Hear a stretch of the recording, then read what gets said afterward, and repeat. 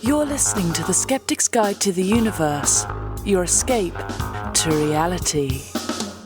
Hello and welcome to the Skeptic's Guide to the Universe.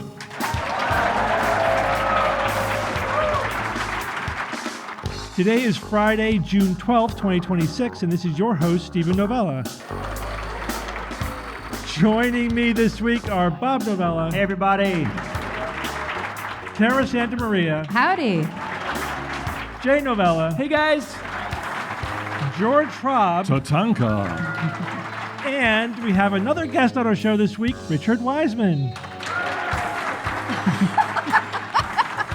Richard, Hello. thank you for joining us. It is lovely to be here. So we are live from Buffalo, CSIcon. This is the 50th anniversary of CSI. So I brought a couple of pictures. So this is first picture for those of you listening at home. So this is a picture from the first meeting that we were summoned to Buffalo for. That we were then just running a local group, and this was a meeting of the local groups. You could see in that picture closest to the camera, Joe Nickel, and then Barry Carr, then Paul Kurtz, then a mystery guy told Barry, "Who's this guy?" And he said he'll find out for me for the. I said, "Great, we need it for the show." Kane? No, that's not him. Okay, so never then mind. I just went up to him before the show, and I'm like, "Do you know who the guy's?" Like, "Yeah, I'll find out later. I have to go to my office. Like, we're going on in like 5 minutes, so that doesn't help me." And then there's there's Bob, me, Evan, and Perry was with us at that time. Here is a picture of me and Paul Kurtz. So this is the first CSI meeting that I went to, and Paul was great. Like, he didn't know me from anything. I was nobody. And he spoke to me for 10 minutes, told me all about secular humanism and CSI and everything. And you could see the remnants of Steve's brown hair before it went fully gray. And then this was the first meeting that I spoke at CSI for. This was on alternative medicine. So, and now this is when we have color photos at this point. So I think it's been colorized. We've been doing this for 30 years, but of course CSI has been doing it for 50 years, and definitely they get credit for really kickstarting the modern skeptical movement, and they are still going. They're still chugging along 50 years later. They are absolutely essential to everything that we do. It's one of those organizations where if it didn't exist, somebody would have to invent it, right? Richard, you've been interacting for a long time with the skeptical movement, with CSI. Tell us a funny British anecdote.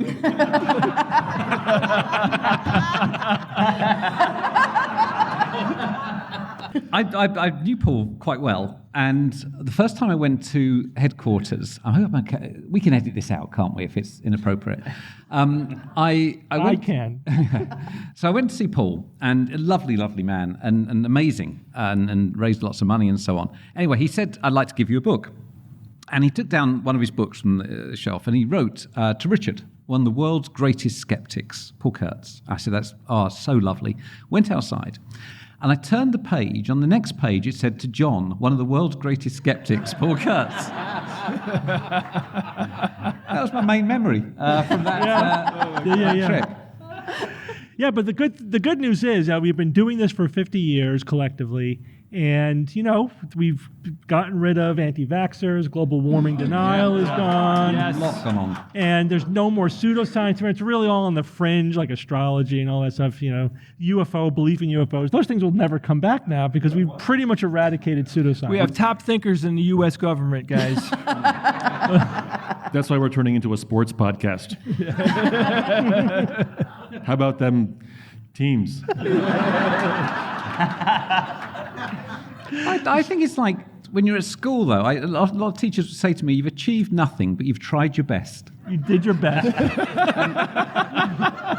Oh my God! That to me is what it's all about. We've tried our best, we've had fun, and we've achieved very, very little. Well, so that's a conversation we tend to have at these meetings. I was sitting with a few fellow skeptics, and the thing I hold on to is the completely unfalsifiable counterfactual of how much worse the world would be if we weren't doing this. And you can't prove that that's not true. So therefore, I can believe it if I want to. No, but I do think, and you said this to me once, Richard, and this always stuck with me. You said, we really punch way above our weight just because we're kind of a small, scrappy movement, let's face it. But we have a lot of impact on the media and on the conversation, even if we're just like that one token skeptic or whatever. But without us, there would be not even token skepticism.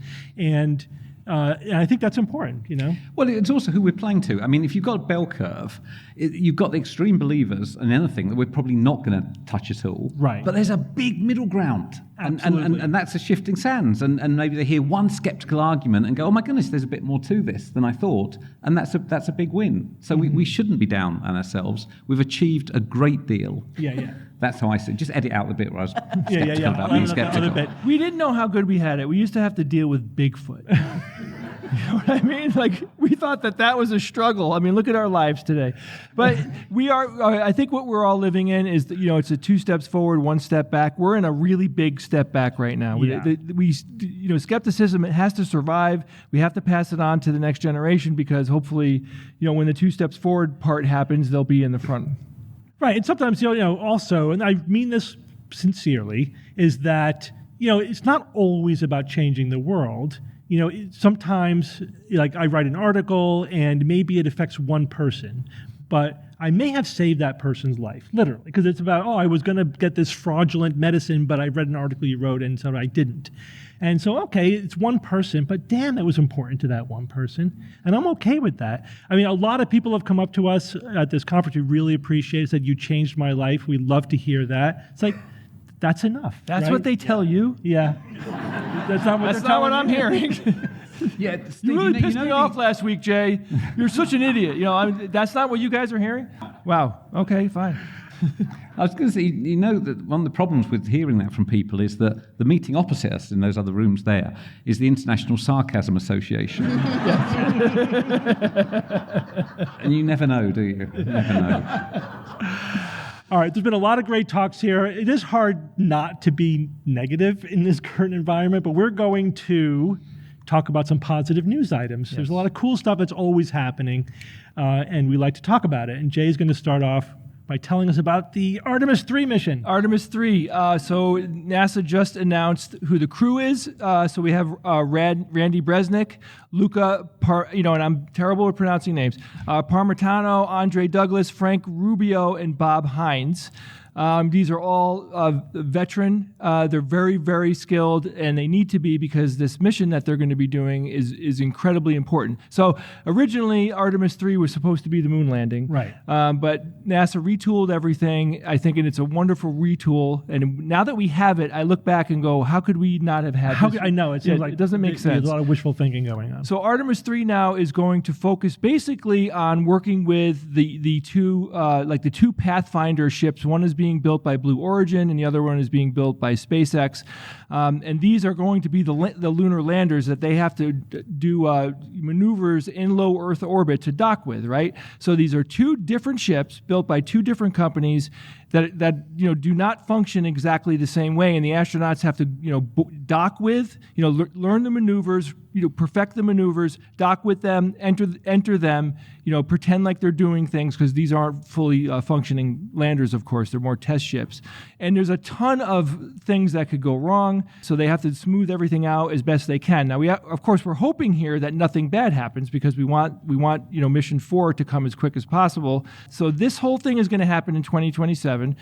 And, there is a list of things that they're supposed to be doing. I'll quickly go through it. So first of all, we have the Orion space capsule. We have the SLS launch system. We have SpaceX's and Blue Origin's, 2 ships. So this is cool. So, we have a lot of things, a lot of moving parts happening at the same time. So what's going to happen in order of occurrence is Blue Origin is going to launch Pathfinder first, and it's going to wait in orbit. Then Orion's going to go up on the SLS.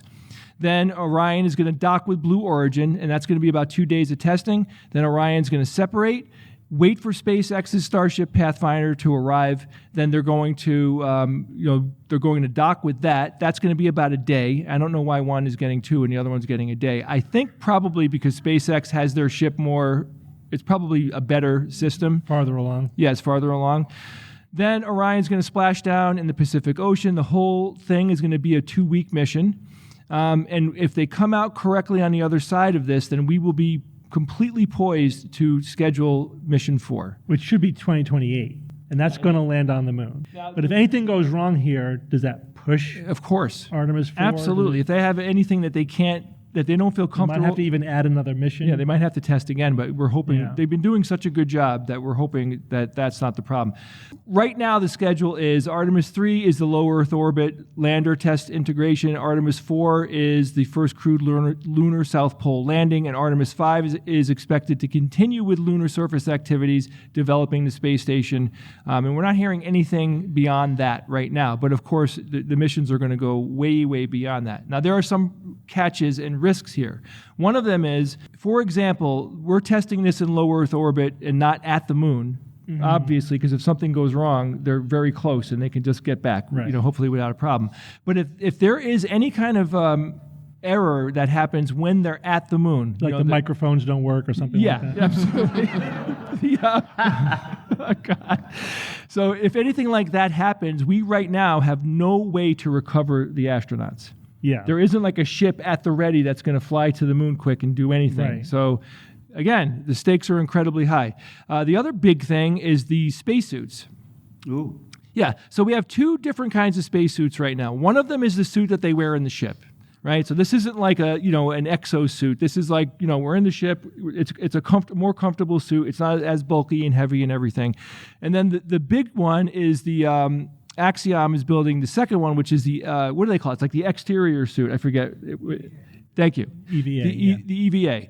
That is a very aggressive spacesuit. It has to have a lot of functionality on it. Of course, it has to have like its own, it has to be able to give them heat and oxygen.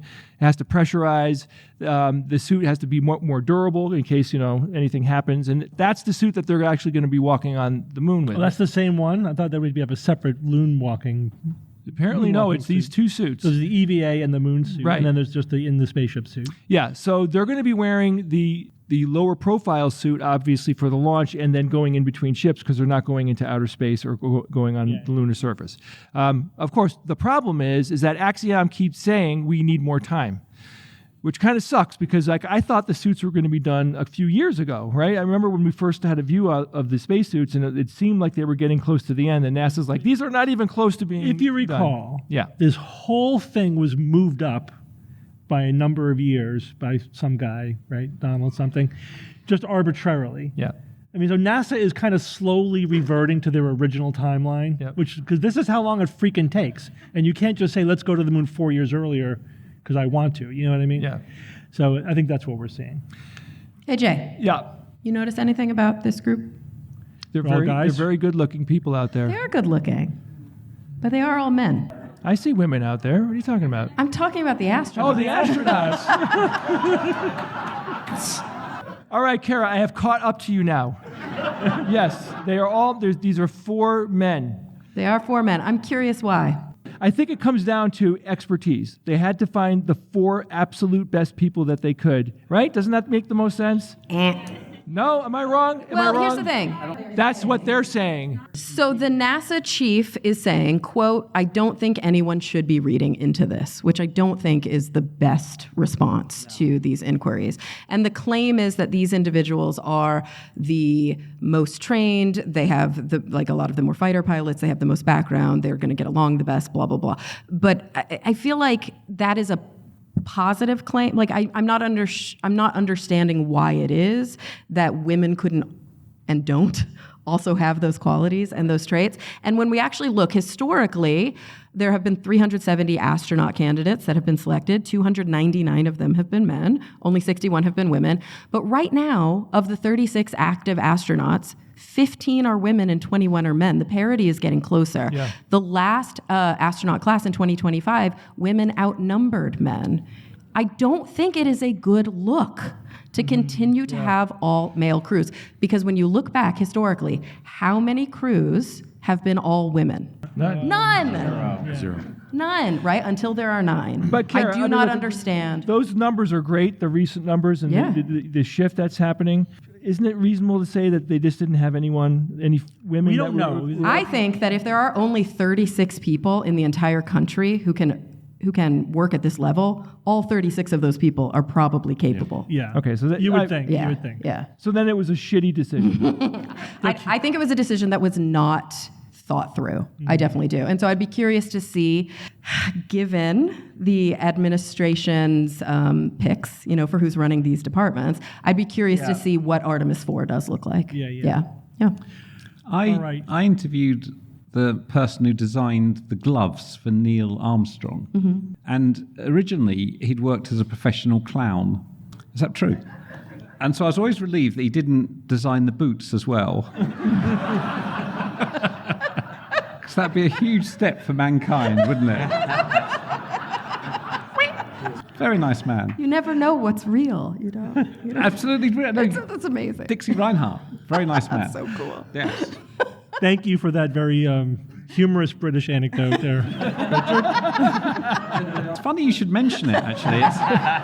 It's a book about magic for children, and I'm just looking at it, it's really very good. Very impressive. Very impressive. Does anybody recognize the bug on the monitor? Yes. George does, because George is from Pennsylvania. It's a moth. All right. There we go. That is a spotted lanternfly, which I think are quite pretty. It's not a moth? Nope. No. Spotted lanternfly. If you see Spotted it, kill it lanternfly. immediately. It is a beautiful insect that you should murder on sight. Absolutely. So they are a invasive species, which means they're not supposed to be here, and they have no natural predators. So they spread like crazy, and they are horribly destructive to a lot of different plants. I think there's something like 270 something plants and a lot of them crops. I think vineyards especially are vulnerable to them. So what can we do? So what can you do? If you see one, kill it. That's serious. Which can be a challenge because these suckers hop like you would not believe. Yeah. They as you go to step on it, you think, oh, there's one, because they're large. They're bigger than a quarter, so they're big, and you think, oh, okay, because they're just sitting in the sun. They like shiny surfaces and they like to sit in the sun. You go to step on it, and it leaps a good 8 to 10 feet, and you run after it, and you try it again, and it leaps another 8 to 10 feet. Sometimes it leaps onto you, which just freaks you out beyond belief. But then it has usually 3 good leaps in it, and then it gets exhausted, and then you can kill it. And you're like, oh, pretty. All right. But more important even than killing them on sight, George, is what? You kill the egg sacs Kill that are the in the egg trees in the fall. So in the fall, you go around town and you look for what sort of appears to be like as if someone has smeared snot on a tree. You get these stripes of sort of these snotty stripes, and those are full of thousands of little tiny eggs. And you take a piece of plastic or a credit card or a piece of wood, and you just scrape it. You just go, and you kill all the eggs that way.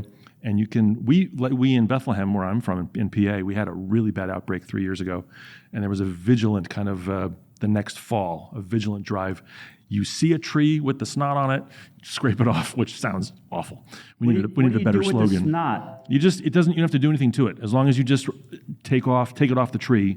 And you can even leave it on the tree. As soon as you expose it to air, all the eggs die, and that's your best thing. Officially, you're supposed to put it in like rubbing alcohol or something to make sure that you kill all the eggs. Right.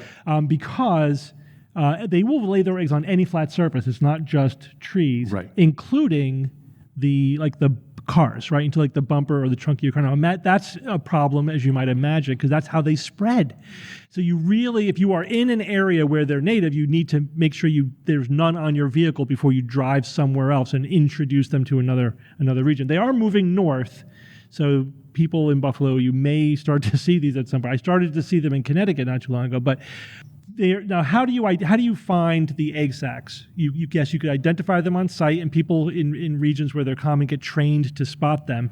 But even highly trained human spotters are not that good at finding all the egg sacs out there. So, George, what would be a better method for locating the egg sacs than just visual inspection? Oh, I don't know. Dogs. Oh, 'cause dogs can smell them. Sweet. And so the authorities are basically training expert trained dogs to sniff out the egg sacs, and they're really good at it. I love it. Oh, that's great. Much better than any human trained visual spotter. But there's just not enough to go around. Right. So again, the news item that I'm talking about is a program to train just citizens and their pets, their pet dogs.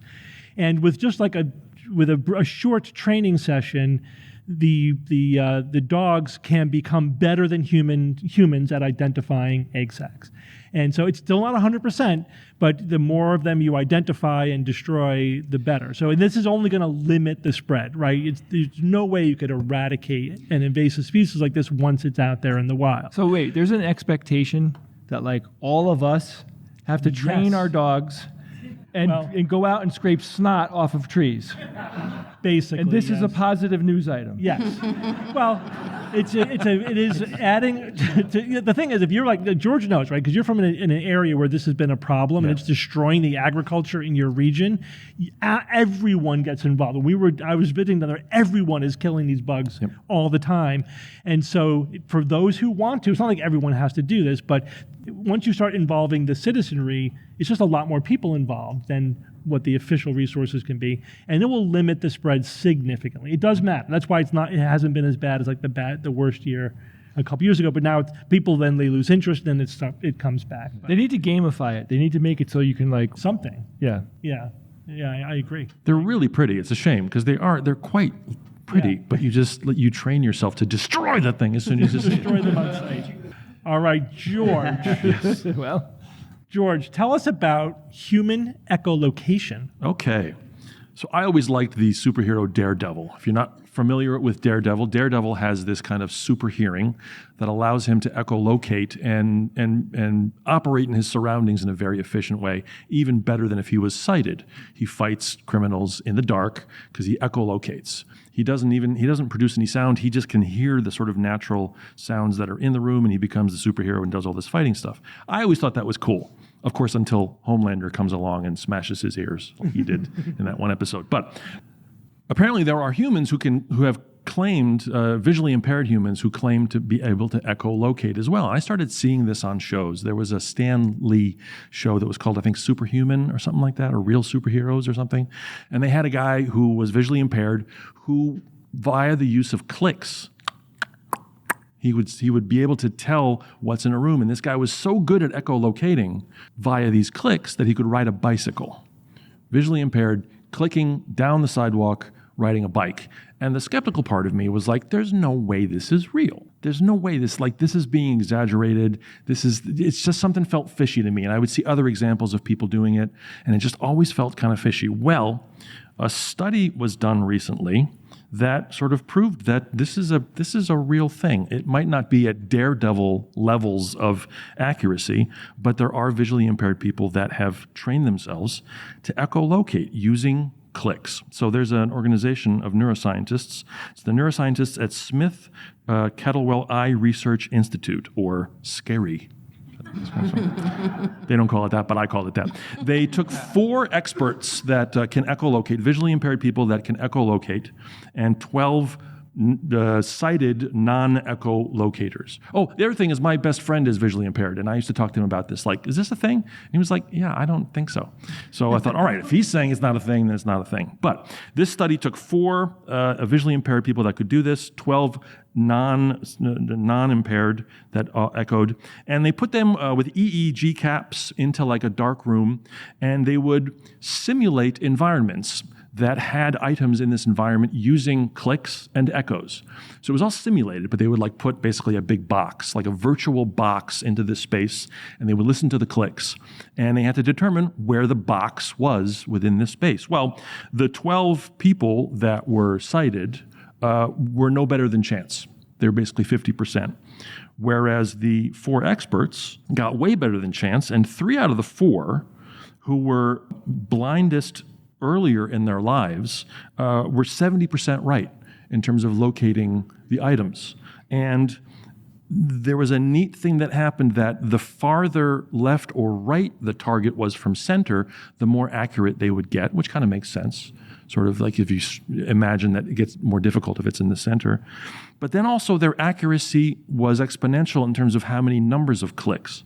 So that you would get, each click they would get sort of more precise at an exponential rate until they got to about 7 or 8 clicks. From 7 to 8 was a big leap, and then after 8, it didn't get any better, which I thought was really interesting. So these clicks stimulated the brain's spatial networks faster than each subsequent click. So they're tapping into the central nervous system and the visual and auditory pathways. So it's a combination of both sound imagining and then visual imagining in this space. George, did they describe the perception that they're having? Was it just like, I feel like the thing's over here, or are they having any kind of other like construct in their head that's showing them where the objects are? I think it was just basically this idea of like, if this was a box, like a whatever, some kind of a 2x2 box or whatever this object would be, it's in this place, and they would kind of point to it with that certain. It wasn't like, oh, it's a bicycle or it's a TV.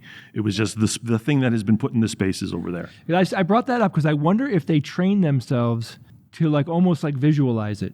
Do you know what I mean? Yeah, apparently that's kind of what the brain is doing. It's using both of those parts of the brain to sort of simulate or imagine what that three-dimensional space is. So is the idea here that those who were congenitally blind or who lost their sight very, very early are actually kind of utilizing architecture in their occipital lobe that they're not using as much for vision as we would be? Yeah, so they're repurposing that part of the brain. Right, the plasticity of it is that they can repurpose and be more accurate. So because there are echolocators who are good at echolocating, they're trained, but they're not blind. And they do not use their visual cortex for this. But the blind echolocators are always better. Right. And they do use that part of the unused visual cortex. Right. So you can actually train yourself to get better, but you'll never be as good as someone echolocator. Who's using more of their brain efficiently in a thing, which I thought was really cool. That's cool. So it is a thing. Yeah. I actually was associated one of these studies 20 years ago. So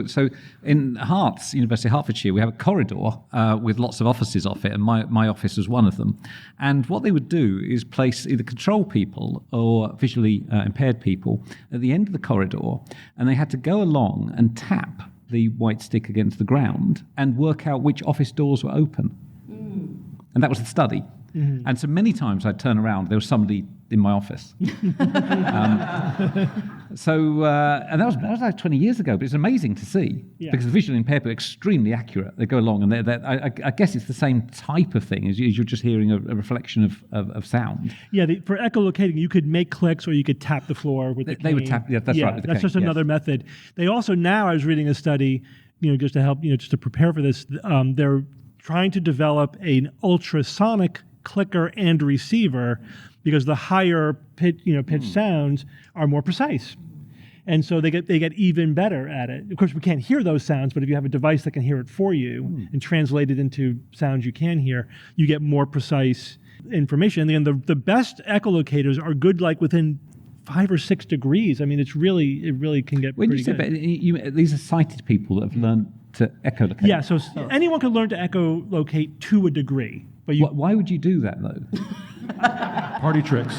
Why do people do anything, George? Yeah. One of my favorite memories is from 2004 in the big East Coast blackout that we had. You remember that was like that huge blackout that happened? 2003. I was actually in the studio working with my friend, and the lights went out, and like we were all in the dark, and he was unaffected. And like, because he's running up and down the stairs like he normally does during the day, doing all his regular stuff, opening doors. We're all stumbling in the dark, and like, oh, right, this is his world. This is his world, is this dark thing. It sounds like a setup for like a killer, you know what I mean? Or like, some kind of superhero thing. But did you see Silence of the Lambs? So if you ever get into that situation, where you're locked in a dark room with a serial killer, then you'll really be glad you have that echolocating. Oh, right.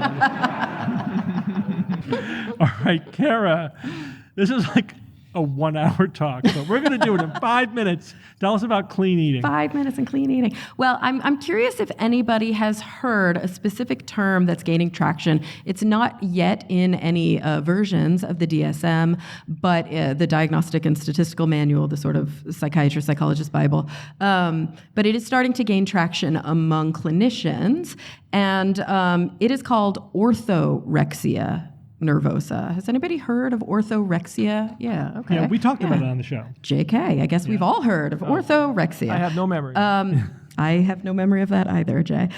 So the sort of the top line here, this is a write-up in The Conversation by a professor who is the head of body image, eating, and weight disorders research at Adelaide University, Dr. Gemma Sharp. She writes about the clean eating movement and its tendency, its risk to become what we would call disordered eating. And there are some distinctions we can make between disordered eating and an eating disorder. But of course, those distinctions are lumping, splitting, labeling, it's a spectrum. Whether somebody actually qualifies for a psychiatric diagnosis has a lot more to do with how those diagnoses are recorded than the actual symptomatology of the individual.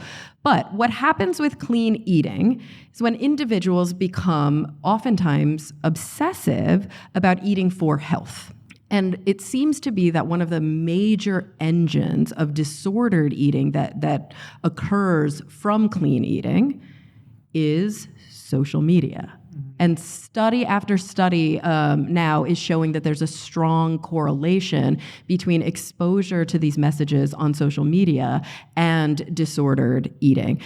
So, who do you think are the worst sites for it? A recent study showed that Instagram users are being exposed at a much higher frequency to diet-focused content that promotes obsessive eating habits, they say under the guise of health.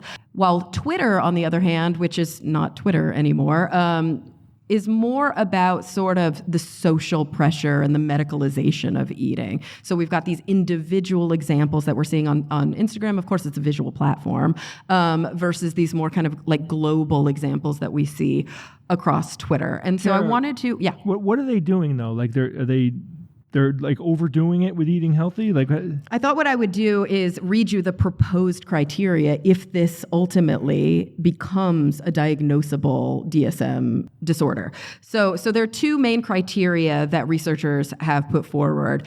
The first one, criterion A, is an obsessive focus on healthy, they put that in quotes, healthy eating as defined by dietary theory or set of beliefs whose specific details, of course, vary because everybody's going to have a different definition of what that means.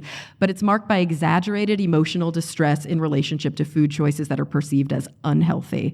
So you don't have to actually lose weight or have any sort of outcome, but you have to have a certain level of psychological stress anytime you're in a position, for example, where there may be unhealthy or unclean options available. So you may find that you are engaging in compulsive behavior. You're not going out to dinner or going to social events where there won't be clean choices available to you. If you do violate those self-imposed rules, you may have like an excessive fear of disease or of a lack of health. You may even feel somatic symptoms, like you immediately feel ill after eating something that is perceived as unhealthy. And ultimately, most psychological diagnoses require this criterion B, which would be that the compulsive behavior becomes clinically impairing by intrapersonal distress or impairment of social, academic, or vocational functioning. You see that in almost every diagnosis in the DSM. Or malnutrition, severe weight loss, or other medical complications, or that your own sense of self-worth, identity, or having a positive body image is dependent on whether you continue to engage in these behaviors. Can we say at this point, though, just for context, that the clean eating, which is usually promoted by the wellness, phenomenon, is all bullshit. Like, it's mostly nonsense. Right. And I've had patients say to me, "Oh, I'm really trying to turn my health around and be, healthy and have good lifestyle choices. So I'm not eating GMOs. I'm eating only organic. I'm only eating real food, which is whole food. Yeah. I'm drinking raw milk." It's like they rattle off a bunch of stuff that's not helping them. Yeah, and RFK is not helping any of us. Right. And so not only are they engaging in a lot of negative things, or at best neutral, they think they're doing something. They're being misdirected from actual healthy things to worthless or even harmful things. I feel so bad right now for like cardiologists and other internal medicine doctors who are probably dealing with a slew of patients coming up to them saying, "I don't know why my cholesterol looks like it does. I don't know why my numbers are bad. I'm doing what RFK Jr. said. I'm prioritizing meat, eggs, and full-fat dairy with every single meal." Yeah. He completely inverted the food pyramid. If he's telling us what to eat and men apparently have low semen levels, what's going on here? He's going to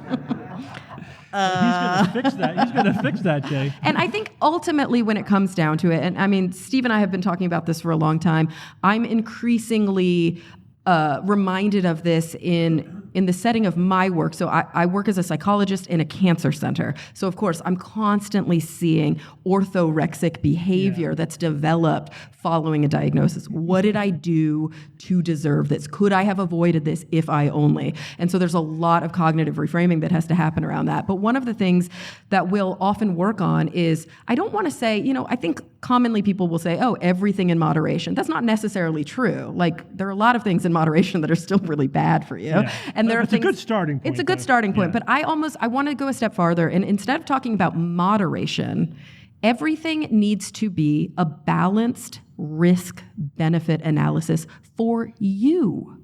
If you have celiac disease, your calculus is different. Yeah. If you are somebody with IBS, your calculus may be different. If you have a certain body mass, your calculus may be different. Diabetes is the big one. Exactly. Yeah. And so, but ultimately, I think the place that the sort of charlatans and the hucksters, they always get us. And we've said this 1,000 times.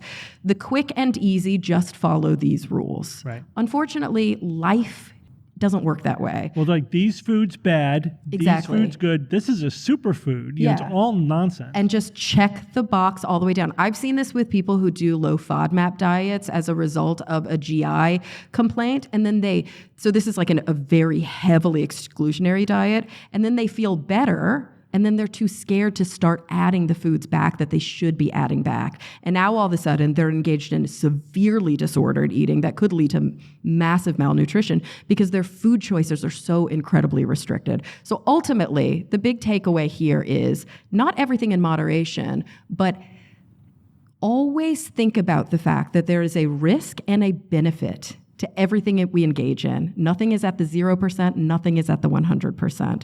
When we eat foods that have high caloric content and low nutritional value, they may be risky for our heart health, for example, but they may also be very good for our quality of life, and vice versa. And I think you cannot decouple your mental health from your physical health. Mm-hmm. The minute that we become so obsessive over our physical health in that way, our mental health often suffers. Mm-hmm. Yeah, absolutely. But I think even if you're just conscientiously trying to be healthy, and then so much in the media is telling you to avoid these things that are not a problem, and or avoid toxins, and again, these things are just misdirecting you from actual good advice. But also, people who have actual eating disorders latch onto this to justify their eating disorder. I'm just eating clean, right? Mm-hmm, mm-hmm. And I think the one best advice for eating is it's not the everything in moderation. It's just have a lot of everything. Just be balanced, right? Really the only way you're going to get into trouble is if you have a highly restrictive diet. Yes. And that's exactly what this encourages. The one thing that's really the big risk in terms of your overall strategy eating, because if you just eat a lot of everything, you're probably not going to get so much of any one thing that it's going to be a problem. Right. Yeah, and this isn't so much about quantity either. That's another conversation. This is really about what foods are good foods and what foods are bad foods. Food is good. Yeah. You need food to live. Food that has sugar in it, good. You will die if you don't eat sugar. There are 3 major macromolecules: fats, proteins, and sugars. You need all 3 in order to live. So don't buy that hype. Hamburgers are good. Yeah, as long as you don't eat too many of them. No, this is what I heard. Eat a lot. No, that's not what we said. Steve said, I was right here. So I'm going to eat a lot of hamburgers, and then I'm good. Wait, where does peanut butter fit in? This is important. It depends on you. Then a lot. Yeah, where does it fit in, Bob? The risk analysis is a nice idea, but it depends where you draw the boundaries on the risk. Because if I eat beef, it seems to me that's very risky for the cow. Unless the cow wants to be eaten. I've met quite a few cows. They're not happy about it. Douglas Adams. That is true. And ultimately, I think a good example is I have a lot of patients who, because of chemotherapy and a lack of an appetite, they are engaging in anorexic behavior, and they're starting to show a loss of weight because of that. And very often, the advice by the nutritionist that we work with is put on calories, just eat. And they're like, but I can only eat mac and cheese and that's so bad. It's like, no, it's good for you. Mac and cheese is good for you if you don't have enough nutrition. So it really is a risk-benefit analysis depending on you, where you're at in your life, what you're dealing with. All right. George, you're going to do a quick game. Quick game. Very quick. Very quick. So if you look at this word that's on the screen there, it just says Adrian. And I don't think most people would think that's a quote. But if you do it with a certain panache, it becomes a quote instantly. If you go, Adrian! What movie is that from? Okay, there's a ton of one-word quotes that I found from films. A lot of them are names. A lot of them aren't. And if you deliver it with the panache of the way it's delivered in the movie, it's surprising how much of these land. So I want to just knowing it's a movie quote though might be enough. Even just knowing it's a movie quote, absolutely right. So I want to go through these. I'm going to say one, and then whoever guesses it, just like yell it out and just guess it on the panel here. And if no one on the panel gets it, then we'll go to the audience. But I think you'll be able to do these. Some are very obvious, some less so. Are you ready? Sure. Okay. Rosebud. Oh, that's son of a bitch. Citizen Kane. Very good. Inconceivable. Princess Bride. Very good. Plastics. The Graduate. Graduate. Very good. Stella. The Streetcar Named Desire. Very good. Red Rum. Shining. Very good. Attica. Spartacus? No. Dog Day Afternoon. Very good. yes. Very good. This one you'll get, and it takes a second. So here we go. Ready? Star Trek 4. The Wrath of Khan. Star Trek 2, The Wrath of Khan. Star Trek 2. All right. Groovy. Oh, I know that. That's Evil Dead. Evil Dead. Evil Dead. Very good. Very good. One of my favorites. Otisburg. Superman. Very good. Very good. Another one of my favorites. Francis. Pee-wee. Pee-wee Very Herman. good. Pee-wee's Big Great Adventure. Wilson. Castaway. Good. Yes, the Very Castaway. good. This is very easy. Bueller. I have no idea. Ferris Bueller's Day Off. Okay. Another one of my favorite movies. Everyone! No? Yes. Very good. Leon the Professional. Leon the Nice. Professional. Great film. Great film. Okay. Mine? Oh, those are the Finding Nemo. Finding Nemo. Very good. Another favorite. Sedagive. Young Frankenstein. Frankenstein. Altogether. Growl, right. Another. Here's a good one. Fudge. A Christmas Story. Very good. Very good. Squirrel. Up. Very good. Steve's favorite. No. Don't even. We're not doing that. Yeah, we're not. Star Wars. Another 3. favorite of the SGU. Magma. That's Austin Powers. Austin Powers. Very good. Kara's getting all these, I think, right? I'm just like, I've seen like 10% of the movies that you've mentioned. Just a couple more. This is a hard one. Gorlami. Inglourious Bastards. Very good. Very good. That's the Italian pseudo-director's name. Multipass. Fifth Element. Fifth Element. Good. Another favorite. Disappointed. Oh, yeah. Oh, Fish Called Wanda. Fish Called Wanda. Excellent. Smoking. Oh, Mask. Good. Mask, yep. Another Somebody favorite. stop Ready? Closer. Silence of the Lambs. You just said it. Silence of the Lambs. Good. Precious. Lord of the Rings. Part of the I have no Rings. idea. Good. Correctamundo. Pulp Fiction. Very good. Pulp that was Fiction. Is that Fonzie?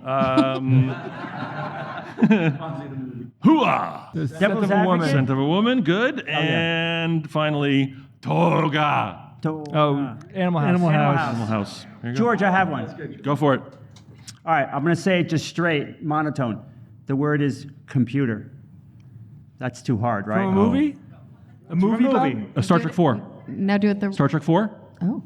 Huh? Star Trek 4. Give me, what's the scene? Oh, that's the one with the whales. Computer. Holy crap, good. Computer. Computer. Very good. There we go. All right. All right.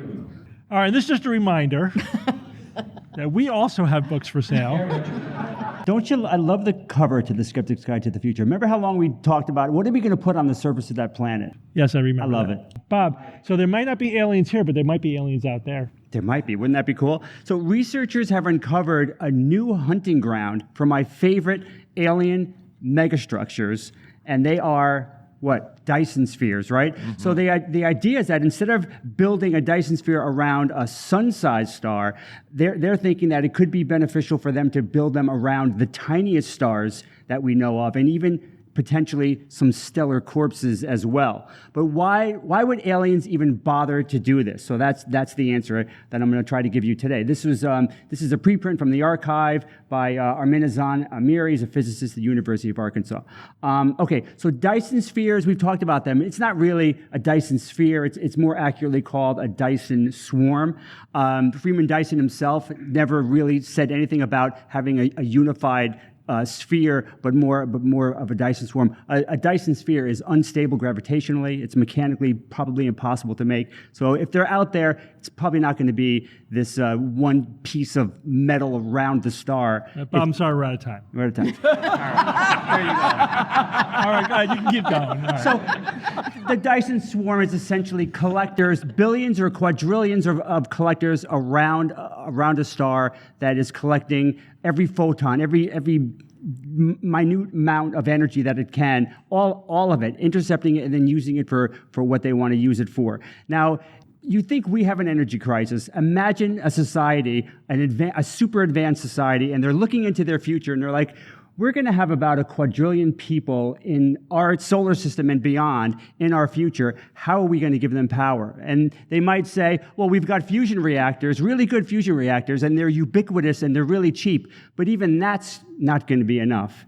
And then imagine in their society, they've got these real annoying sextillionaires who are trying to spend an obscene amount of quatlus turning a moon into AI data centers. So was all this power going to come from?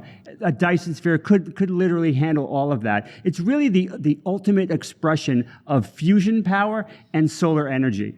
And the amount of power available is really staggering from our sun, for example. So say human civilization runs on 20 terawatts. Human civilization runs on 20 terawatts. The Earth receives 173,000 terawatts. The sun emits 385 billion terawatts. So it's a huge amount of power out there. 19 billion times what humanity needs is what the sun is putting out there. If a society can tap into any of that, it would be seemingly endless. Now, this construct is plausible. Scientifically, thermodynamically, these are absolutely plausible, but they're also detectable, and that's really important to SETI, right? They're looking for technosignatures. They're intercepting, trying to find radio signals, but detecting something like a Dyson swarm would also be something that is within their remit and what they're trying to do. So they've been looking. So the new study then is what they're doing is instead of looking for a Dyson swarm around a sun-like star using, typically they say that the Dyson swarm would be like a 1 AU out and more, very far away. So, but instead of looking at a sun-like star, what they're proposing is they're looking at some of the smallest stars and mostly dead stars, some mostly dead stars. So Steve, what would be, do you think, a mostly dead star that they're talking about? A white dwarf. A white dwarf is, our sun is going to become a white dwarf. After it blows out its atmosphere, there's going to be a core left about the size of the Earth with the mass of about half the sun. And so it's really stored energy. It's not really creating more energy, but it's stored energy that slowly dissipates through trillions of years. Literally, it will be emitting energy that can be tapped into for trillions of years. But it's also low luminosity. It's really not putting out a lot. Even better than a white dwarf would be a red dwarf. Now, red dwarf is the smallest actively fusing hydrogen star that's out there. It's about a tenth the size of the sun to maybe half the size of the sun. If you look up into the sky, Steve loves when I say that. When you look up the night sky, the stars that you're not seeing up there are the red dwarfs. You cannot see them. You cannot see them, but 75% of the stars, you like that too? 75% of the stars are red dwarfs. If you look at the 60 closest stars to our sun, 50 of them are red dwarfs. They're everywhere. So they're also very low luminosity, can't see them, and they will radiate. A red dwarf will radiate, how long do you think? Trillions of years. No. 10 trillion years. 10 trillion years. That is just mind-blowing. Our sun is going to last for 10 billion years. 10 trillion years is trillions of years. I know. Okay, just making sure. I was just trying to, make Steve look wrong, which is Nice try. which is, I've done better in the past. So you could think of a white dwarf as a cosmic battery that's discharging its power over trillions of years. A red dwarf, you could think of it as a huge fusion reactor that just doesn't turn off. It just will not turn off for potentially 10 trillion years. So what's the obvious disadvantage here for this plan? I don't even What's know the what you're plan? talking Yeah, about. get us up to speed Everything? again. All right. Where we at? Everything, Bob? I mean, The study is talking about that looking for Dyson swarms around tiny, long-lived stars like a red dwarf or a white dwarf. So what's the disadvantage compared to a sun-like? Not as much energy. Yeah, I mean, the power that's coming out of that thing for our sun is much larger. But actually, it is emitting. The power is much lower, but it's still millions to billions of times what the 20 terawatts that we're using to power our civilization. So still, even though it's not as much energy as the sun, these things can still produce energy billions of times what we need right now. So How could we detect them? detecting them, this is what you need to do. You need to find infrared. You need to find something that's very dim, a dim cold star that's emitting a lot of infrared. But that's not enough. You also need to rule out dust, because if dust is in the way, the dust is going to absorb that and then re-radiate it as heat. So if you find those three things, you have an anomaly, a real anomaly that could be one of these Dyson swarms. So far, every potential techno signature they've thought they might have seen has turned out to be dust. Yep. Because it glows in the infrared, and that's like the big signal we're looking for. Exactly. I think the real problem here is how the hell are they going to collect all that energy from all of those satellites? Like they'd have to beam it somehow, right? I'll give you, this is an immense engineering problem. we are nowhere near able to fully absorb all that energy. We cannot do that. We could take centuries before we're able to do that. But it's plausible. It's scientifically plausible to have that. You want details? I can't help you. We're just trying to speculate about what we might be able to see if it's going on out there. Like I said, it's the infrared signature without any dust. I have a robot vacuum cleaner, and it doesn't do the edges. And until they get that sorted, I'm not. Yeah, that's a good point. Solid point. So the takeaway from this study is that Dyson spheres aren't necessarily more likely. That's not what they're saying. What they're saying is that we might be looking under the wrong lamppost. We're looking for sun-like Dyson swarms when it could be these smaller red dwarfs or white dwarfs.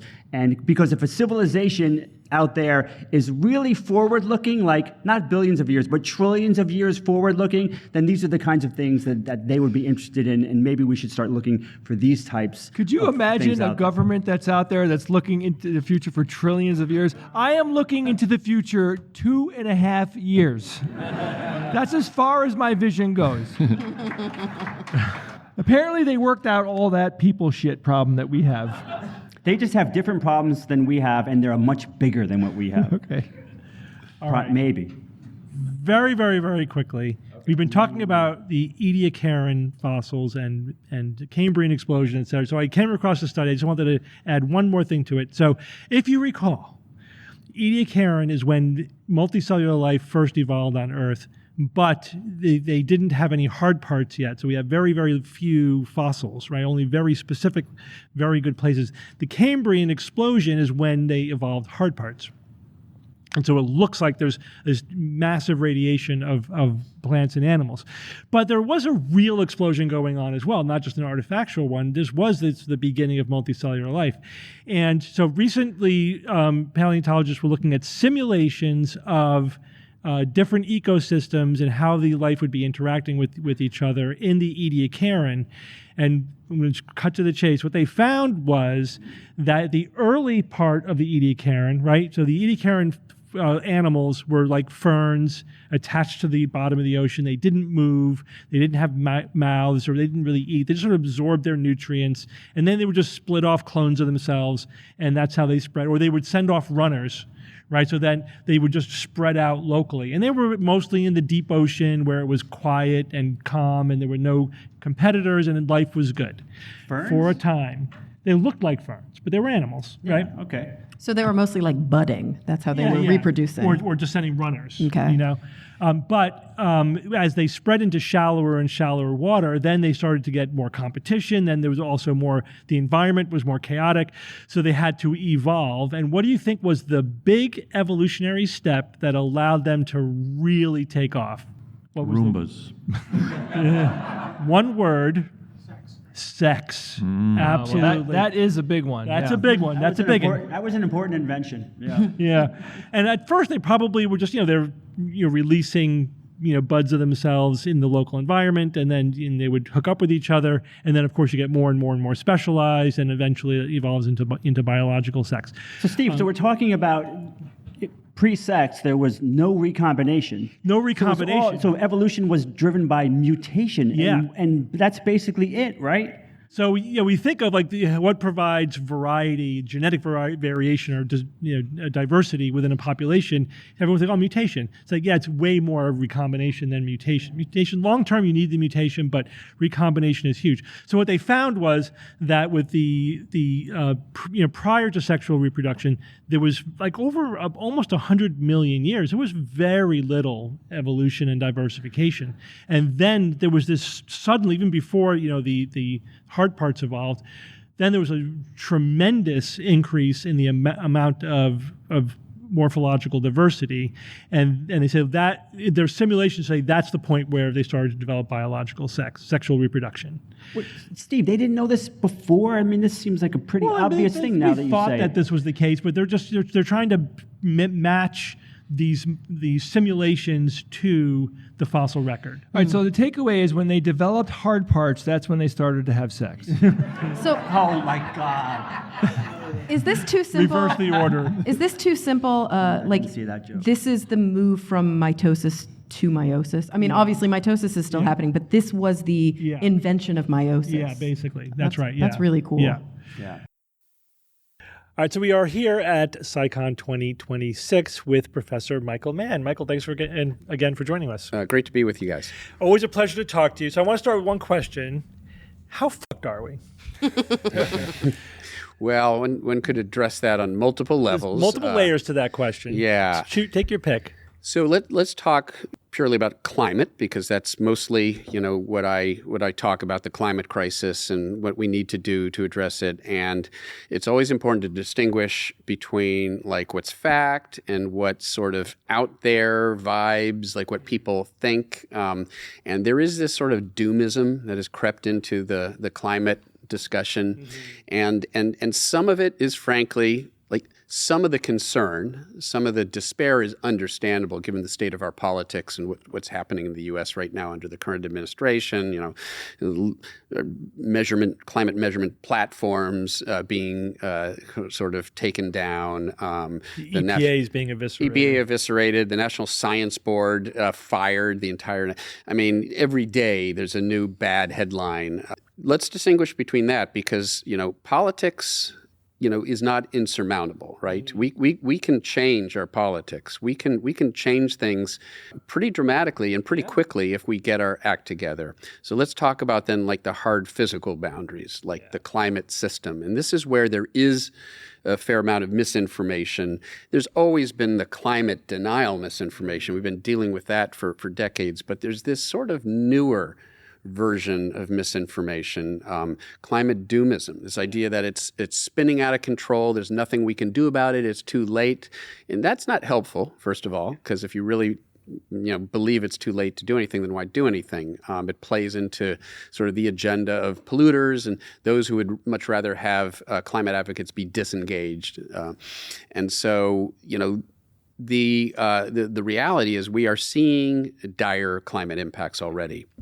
We are not going to avoid dangerous climate change because it's here. It's here already. It's here already. So the question is, how bad are we willing to let it get? And the good news, if there's some good news, is that the science increasingly tells us that there really is an immediate and direct consequence of our efforts to decarbonize our world. And the warming of the planet basically stops when we stop putting carbon pollution into the atmosphere. We didn't think that was true, say, a decade and a half ago. The best science at that time indicated that the so-called thermal inertia of the oceans would dominate. The oceans would continue to warm up, sort of like if you slam the brakes on a locomotive, it doesn't come to an immediate halt. It could go half a mile down the tracks before it stops.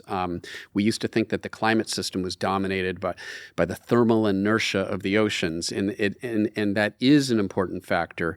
But the factor we weren't taking into account because our models were incomplete was the role that the oceans and the terrestrial biosphere, plants basically, vegetation, play in taking carbon out of the atmosphere. So when we stop putting it into the atmosphere, those levels of carbon dioxide start to come down as those systems are pulling it out of the atmosphere.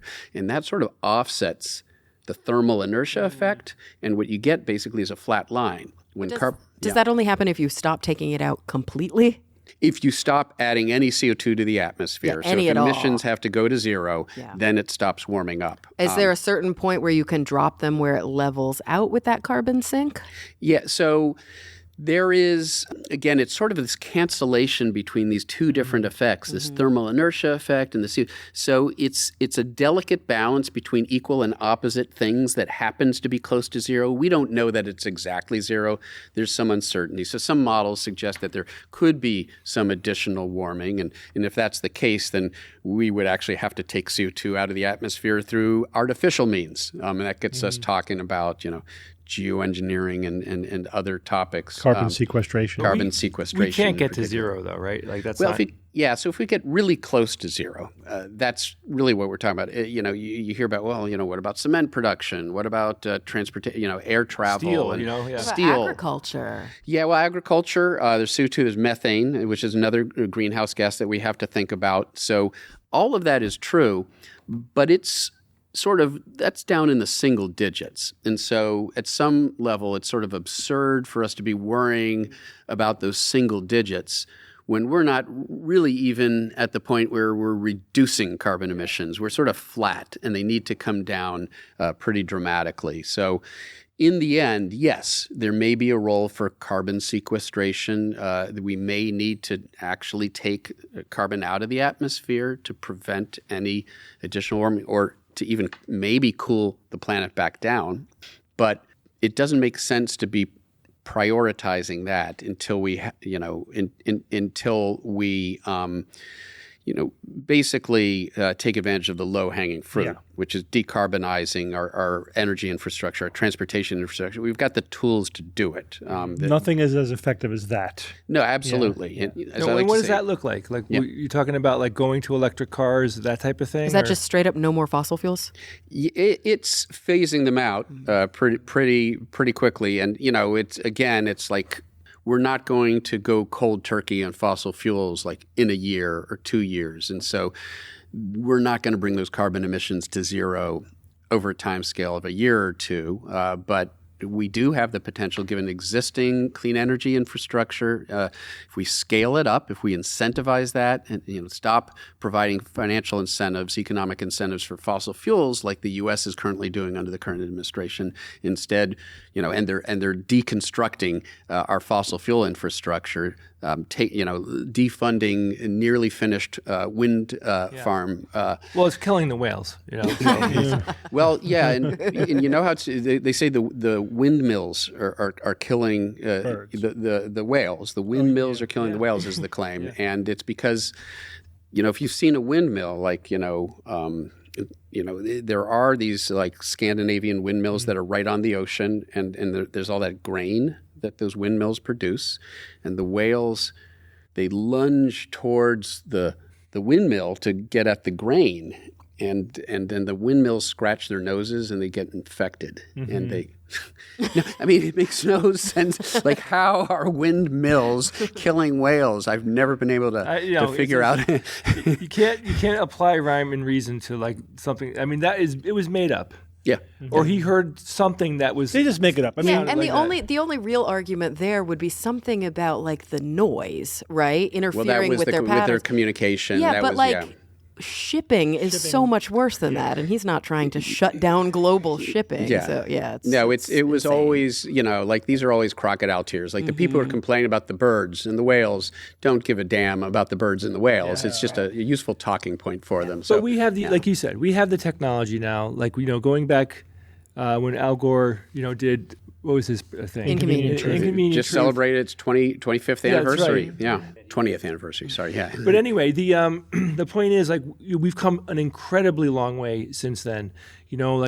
Solar panels should be everywhere at this point, and electric cars they work great. And they're getting better, and we have some battery breakthroughs that are on their way, and it's all poised. And it's cheaper. It's cheaper on a levelized basis than fossil fuel energy. The problem is we're actually providing incentives. Like Trump, just last week announced a new, sort of set of policy incentives to basically provide money to the coal industry to try to prop up a form of energy generation that is not competitive in the free market. If you're a free market, libertarian conservative, then you would not be supporting those policies. And it's these conflicting ideologies happen all the time. Just from a fundamental I don't want to rely on my government perspective, you would want to be off grid. And you can be fully off grid if you go electric, but they just don't want to. Well, one of my favorite cartoons, and there's some great cartoons about this stuff, is there's this home.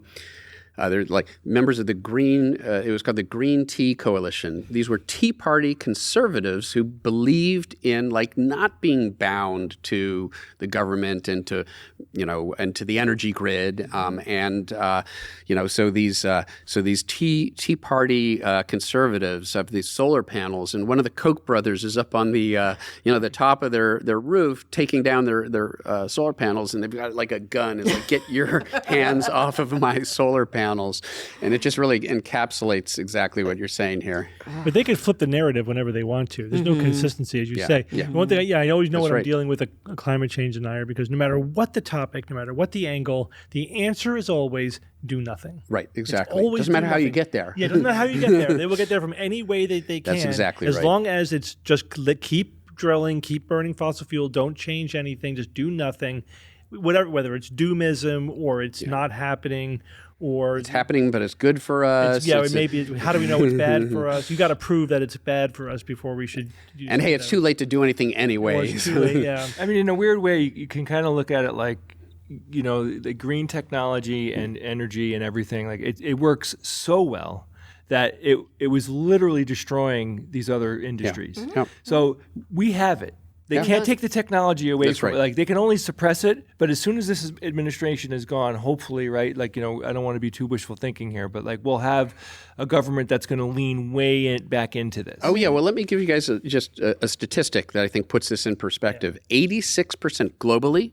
Globally is what matters. The U.S., sometimes we have an oversized view of our importance, increasingly in a world where, countries like China are emerging as world powers now. And 86% of all added energy capacity last year was renewable energy. That doesn't surprise me at all. I mean, especially when you're talking about going into places where either it's time for an infrastructure overhaul because the infrastructure is failing, or places that are just developing. Exactly. Why would you go old school? It's also the cheapest. It's cheaper, yeah, and it's passive. It's like when you need coal, which means you need a huge Energy infrastructure grid. just to pull it out of the ground. Yeah. Then the economics of it are so incredible, because essentially you have an economy based upon burning stuff, right? That is, you get your energy by burning a finite resource of fuel versus, we could theoretically get to a completely circular economy where we're just building solar panels and batteries and whatever, and anything, we have enough refined material that as long as we're recycling it, we have as much as we want, and then we just get energy for free, basically, from the sun or the wind. With no or whatever. emissions. We're not burning any infrastructure or burning any fuel, and it's no emissions. And not just no emissions and not burning fuel, but also the actual act of getting like dirty energy kills people. Absolutely. And I think coal it's is like the worst. Coal is the worst, and like Trump wants to keep subsidizing this industry that is. People just die. It's I'm going to give you guys awful. another statistic. 25% of all premature deaths in the United States are due to fossil fuels, water and air pollution from fossil fuels. Yeah, I've written multiple articles about the fact that it's like even if you put climate change aside, we spend more money on healthcare, for taking care of the extra health problems that we have. It's like $100 million a year or something. That's not even counting like lost lives. That's just healthcare costs. Exactly. You know who understands that? China. Yeah, because they pay for it. Because they pay for all of it. Yeah. Right. Although we pay for most healthcare. In the end, we pay for it. Exactly. Yeah. Well, Medicare and Medicaid is still huge. Yeah. When you say we, like the citizens pay for that. we all we Our pay taxes. The single biggest payer of healthcare in the U.S. is Medicaid, Right. or Medicare, And it's a huge part of the budget. I mean, it's a lot of part, money it's a that goes huge into part that. of the budget, and so we absolutely should care about the cost of healthcare. Yep. So, but even it's like if climate change, that's like a bonus. Like it's worth it even without the climate change. That's right. And we have electric cars. And they've come an incredibly long way as well. And and the other thing is, the more people that buy them, the less expensive that they'll be, right? Because they still are crazy expensive. No, they're pretty comparable. That is not true. To get a really nice one, they're very expensive. Yeah, to get a really nice car, it's really expensive. They're pretty comparable to gas vehicles now. And China just produced an electric vehicle. Battery recharges, I believe, 80% within a few minutes. Yeah, that's amazing. It's just, isn't it? Yeah. No, so I mean, I'm totally into EVs. I'm up on the data. So right now, there's an overlap, right? So the cost of an EV versus the cost of an ICE vehicle, it depends on the quality of the car and the brand or whatever, but you can get one that's upfront about the same price as a comparable gasoline engine. Maybe there's still a little bit of a premium if you want a lot of range. Sometimes, yeah. But like my truck, which is hybrid, is cheaper than the full gas version. Yeah, but lifetime ownership of the vehicle, it's way benefits EVs. Yeah. And one of the key points here is that it's better for everybody if people drive EVs rather than ICE vehicles, right? Yes. So that's why there should be incentives. There should be government incentives to do the right thing. And it was back in the day, it was cheaper. When I drove I drove electric for 10 years before there just wasn't a small electric truck on the market. But I drove electric for 10 years, and with all the subsidies that they used to have, it was like, I don't know, my lease was like $150 a month, $200 a month. It was cheaper. It was great. That's why one of the first things that the Trump administration did was to eradicate all of the, the policies of the Inflation Reduction Act that actually incentivized clean energy. And Plus, with the sodium-ion batteries are already out, and that basically halves the cost of a battery for a car. So if you need an EV at the lower end of the price mark, you just get one with a sodium-ion battery, 280-mile range or whatever. That's just fine for most people. Yeah. And it's you back off $5,000 or whatever from the price of it for a lithium-ion battery. So unless you for some reason need a lot of range, again, most people drive 40, 50 miles a day. Very 5% of trips are less than 100 miles. So you would rarely need more range than that anyway. Right. And so they're cheaper to own. They're getting to be cheaper to buy.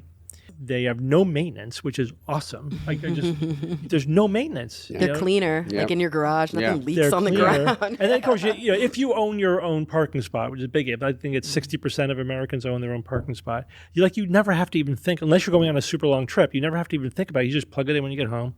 You just like your phone. Never look at a gas station. You laugh at the cost of gas when it spikes. It's awesome. And again, on the right, so many people talk about energy independence. You are never going to drill our way to energy independence by definition, because it's just stuff that we're burning. Resource. Yeah. But being independent of fossil fuel is the only sustainable pathway to energy independence. Especially since we were exporting most of our fossil fuels anyway, so how is that playing to energy independence? It was always a ruse. It's always bullshit. Yeah.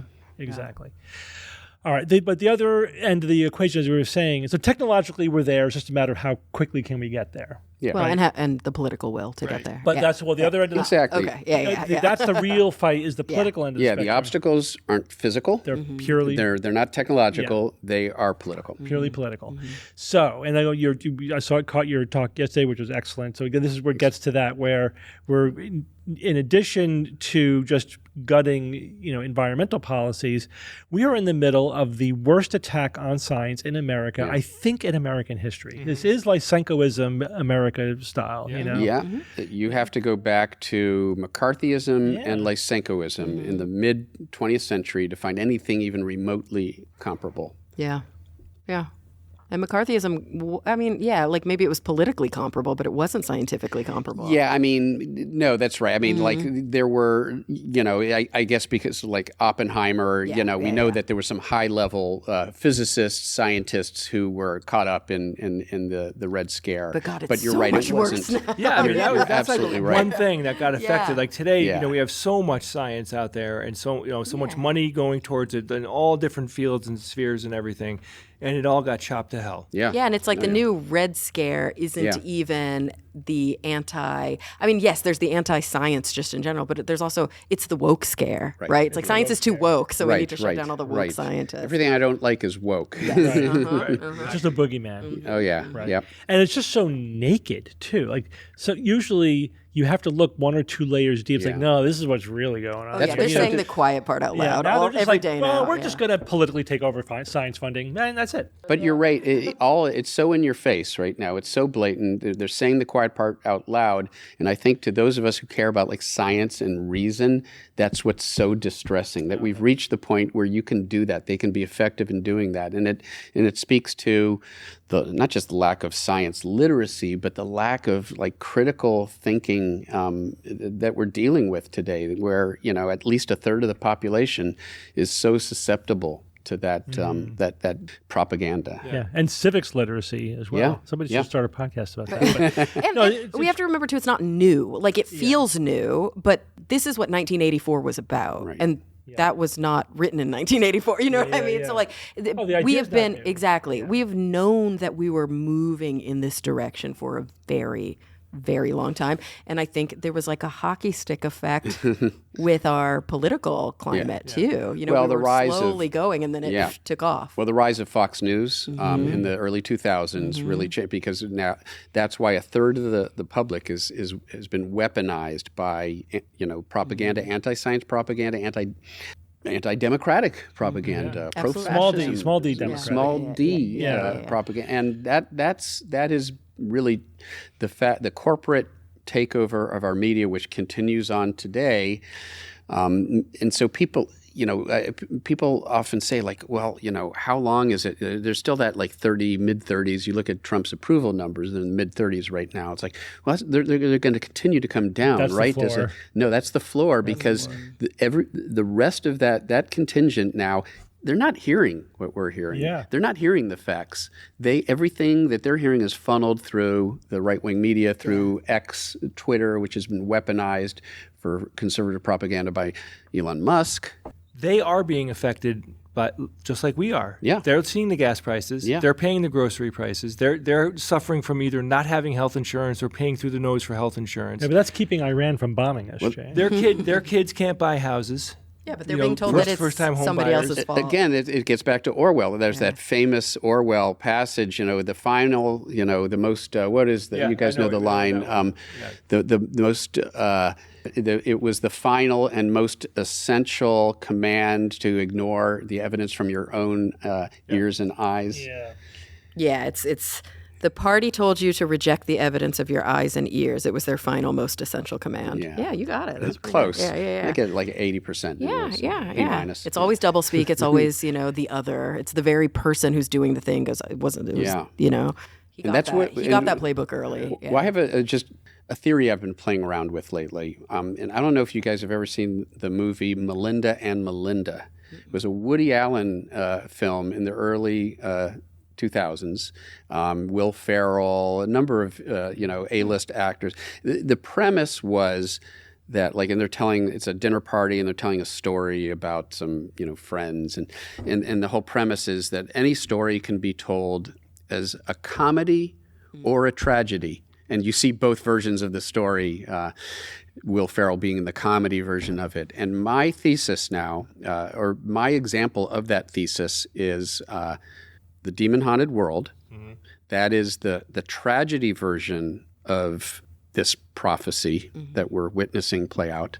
and idiocracy is the comedy version Right. of it. And it's the same. Exactly. Yeah. Exactly. It is the same. Absolutely. All right, so going to green energy, renewables, and electric cars. That's like in the pie chart of what needs to be done. Where would you put that? That's the number one task, decarbonization. I would say it's sort of two-part. It's electrification and decarbonization. If we get everything electrified and we decarbonize the grid, then we're 80 to 90% there. Wow. They're 90% there. It. Like that really is the thing that we should be really focusing on. Not shooting particles into the stratosphere, not fighting the laws of thermodynamics and trying to suck the CO2 back out of the air. Do you have an opinion on nuclear power? You know, I try to be informed by the experts and what they have to say, and there's a wide range of views. But I listen to people like Amory Lovins, who is nobody in my view who's more informed about sort of the physics of energy and the economics of energy. We went to the same high school, as it turns out. I learned that just a few years at Amherst Regional High School in Massachusetts. People like Mark Jacobson, Stanford. Naomi Oreskes has written a fair amount about this. It does seem, first of all, it's extremely expensive, and it requires very large upfront government incentive subsidies to build large nuclear facilities. And so the thing that always seems so weird is that many of the most pro-nuclear people would nominally call themselves fiscal conservatives. And libertarians, perhaps. And if you're a fiscal conservative, if you believe in the free market, then the last thing you would support would be nuclear because it requires huge upfront government subsidies. It's a very liberal approach. It really is. It requires big government. It requires big government. And it's not cost effective. And so the money that we would be spending in building nuclear infrastructure would be crowding out investment in scaling up clean energy, renewable energy infrastructure. And so in a world where we could do everything, it might make sense, but it's not a zero-sum game. Or it is a zero-sum game, rather. It's only a zero-sum game because that's the politics of it, though. Yeah, and I mean, and in the end, the one of the arguments for nuclear has long been, well, we need base load because the wind isn't always blowing, the sun isn't always shining. We've all heard. Yeah. So we can't get the renewable energy all the time, so we need something. That could be gas peakers, natural gas. It could be nuclear. That is no longer true. I mean, the energy storage technology has come so far now. Smart grid technology. We no longer have this so-called intermittency problem with renewables. Yeah, you need one or the other. You need energy storage versus absolutely, or you need something like nuclear. Although the newer nuclear designs can be both because they get the salt cooled ones because you could store the energy in the and there may be a role for like molten salt as a heat store. I mean, and hydrogen, strikes me as something like let's keep these things on the table. Yeah, hydrogen's less efficient, but is nuclear energy though? Like you kind of said, it's not cost effective right now. But if you actually take your calculations farther into the future, is it an appropriate investment? Like, would we recoup those costs over time? So, it's just the nature of, there's an economy of scale sort of. There's a reason for why you build very large reactors. They're more efficient. They're more efficient. Yeah. And this idea of small, we hear so much about small modular reactors. There is no such thing. Yeah. It makes it sound like they're coming off of like a factory, conveyor belt or something. They're not modular. Each one is a one-off. And so you don't get those economy of scale payoffs. And so I think that's been somewhat misleading. Mm-hmm. People like Bill Gates talk a lot, and putting his own money into so-called small modular reactors. Right. Well, his big project is the Natrium reactor, which is a big one. It's not a small reactor. Yeah. So that's the thing. A lot of what they're calling small modular reactors aren't actually small or modular. Yeah. But hey, if a billionaire or now a trillionaire, I can't even believe that Elon Musk is. If they want to build us a nuclear reactor, that's cool. Go right ahead. Yeah. Right. So long as we get unfirned access to the power. If Elon wants to go to Mars, more power to him. Go right hopefully ahead. It's a one-way trip. But I think so. But leave the money behind. I've also read as much as I can about the question. So the concern I have is a couple of things. Is that yes, so the renewable energy is definitely the cheapest, but the cost goes up as you get higher penetration. So I don't want to get to 70% and realize, oh, now we need the nuclear. It's like, yeah, we should have built it 20 years ago. We kind of have to do it now for when we absolutely need it. The other thing is we're already at 20% in the U.S., 20%. Do we really want another 20% of renewable that we have to build? Or should we just at least maintain our nuclear so that we don't... And I'm glad you mentioned that because that gets lost. The distinction between existing nuclear facilities, and there's an argument for letting them, running them through their natural life cycle because there's already... encumbered carbon, right? Like you've already put you've already spent the carbon. You might as well get the energy out. You might as well get the energy out, and so it's important to separate those continuing existing nuclear with building new. Yeah. So, and there's it's not they're not small modular reactors, but there are other plans in work. Like for example, you could have a lot of nuclear reactors on ships. Right. Which we do now. Well, submarines. Like submarines. Mm-hmm. Yeah. And those are small-ish reactors. We can know how to make them work. And you could also park them right next to any city that's on the coast. Right. And Sean Connery knows how to, run them. Yeah, so right. So I'm sort of in the all of the above categories. Like we are at a time in a way that we don't have the luxury of time. And so I think we can get to a full renewable and energy storage grid. But I think it might take us 10 or 20 years longer than if we also at least maintain our nuclear infrastructure, maybe expand it a little bit. And that is going to matter, right? If we get to net zero by 2050 versus 2070, I don't want to do what Germany did. It's like, let's shut down the nuclear plants, and they end up building coal plants. I mean... and there's a range of legitimate, difference of opinion on, and a lot of it is based on like what assumptions you make, the financial assumptions, economic, you can come to different conclusions. I do think that there's, maybe some degree of consensus that you probably continue with existing nuclear, and then the real debate would then be over the new nuclear. Right. Yeah, absolutely. And then the next thing down on that list, what would that be? I know that we talked after the 90%. Yeah, no, I'm just curious because this we have a big party and we. But I suspect that that's energy and transportation you're talking about. Yeah, 90% is decarbonizing and energy and transportation and buildings. And then you have other sectors like agriculture. Yeah, then you have industry basically. You have certain like cement production, steel production. That's down in the majority of it is the energy, power, transportation.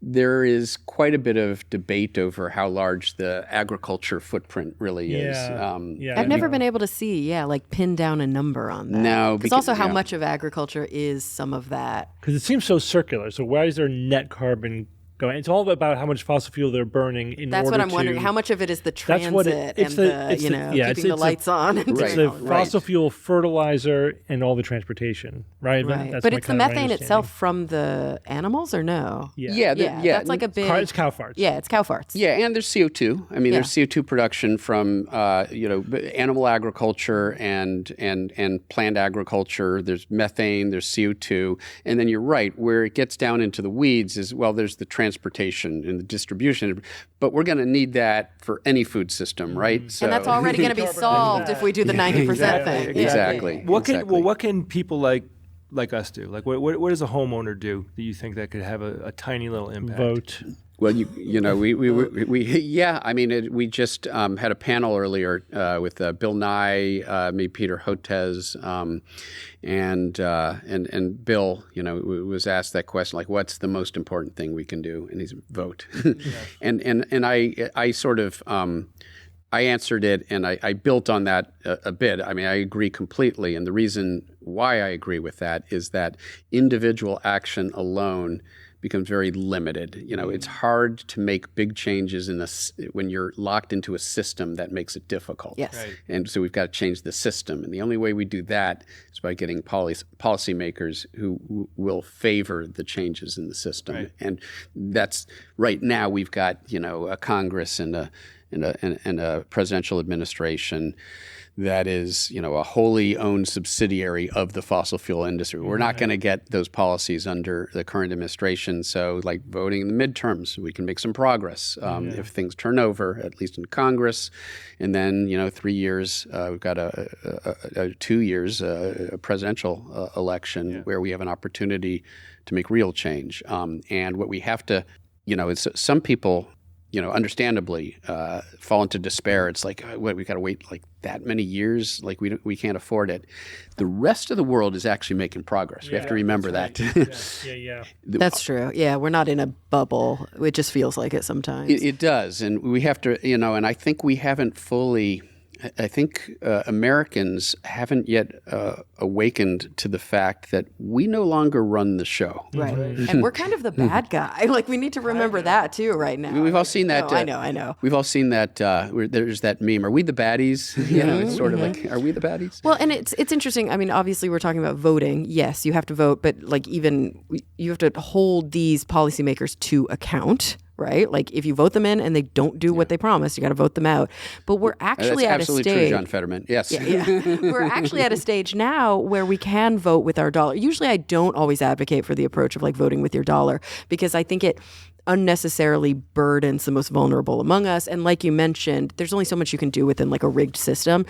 But as we mentioned, when it comes to things like how you power your home, there is some amount of choice. The car that you choose to buy. If you're in a position to buy a car, it's actually almost equivalent now to buy electric and could save you a lot of money in the long term. No, absolutely. Yeah. And one of the cool stories, Bill talked a little bit about this, but you guys know Ed Begley Jr., the actor? Yeah. So he and Bill used to be next door neighbors in, I guess, Century City. And they had this sort of friendly bet as to who could decarbonize their homes. And Ed Begley Jr. actually had this show, which was about like him and his wife is just normal person, and he's like hyper focused on decarbonizing their. But I mean, and I think in the end, I forget who won the competition, but Ed has talked about this. He was selling energy back to the grid. I mean, he talked about living the dream. Yeah. He was actually selling energy back to the grid, and so there's so much you can do. Everybody should do everything they can to decrease their carbon footprint, their environmental footprint. Why wouldn't you do that? You feel better about yourself. You are making the world a better place. You're setting a good example for others. There are so many reasons. You're saving money. You're healthier because you're bicycling. So many reasons to do it. What we can't allow is for polluters to convince us that is the solution, that's all we have to do.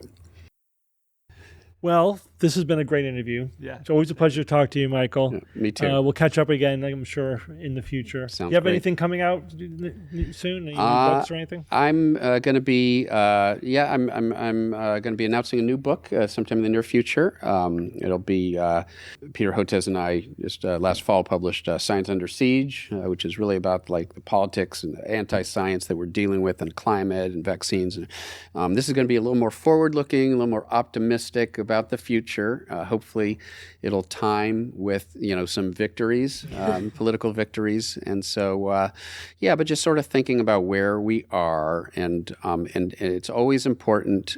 I always it's become cliche on my part to say we have to pair the urgency with the agency, and it's trying to do that, trying to both make sure people understand the threat that we're dealing with, but that they also understand that it's not too late to avert that threat. Yeah.